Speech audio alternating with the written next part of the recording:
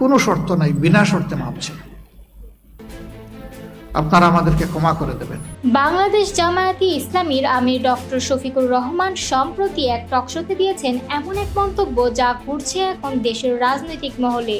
তিনি বলেছেন, শুধু ৭১ নয়, ১৯৪৭ সাল থেকে আজ পর্যন্ত আমাদের দ্বারা কেউ যদি কষ্ট পেয়ে থাকেন, কেউ যদি ক্ষতিগ্রস্ত হয়ে থাকেন, আমি তাদের সকলের কাছে নিঃশর্ত ক্ষমা প্রার্থনা করছি।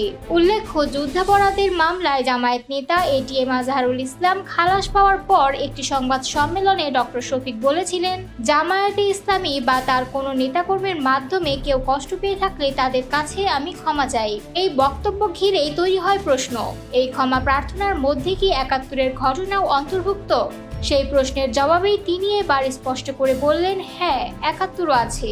১৯৪৭ থেকে আজ পর্যন্ত আমাদের যে কোনো ভুলের জন্যই আমি দুঃখ প্রকাশ করছি। তিনি বলেন, মানুষের মতো রাজনৈতিক দল বা সংগঠনেরও ভুল হতে পারে। ইতিহাসই একদিন ঠিক ভুলের বিচার করবে। আজ যেটা ভুল বলে মনে হচ্ছে, কাল হয়তো সেটাই সঠিক প্রমাণিত হবে। কিন্তু আমি কোনো যুক্তি, শর্ত বা আত্মপক্ষ সমর্থন ছাড়াই নিঃশর্তভাবে দুঃখ প্রকাশ করছি। তার ভাষায় ক্ষমা চাওয়া কোনো পরাজয় নয়, এটি মানবিক দায়িত্ব।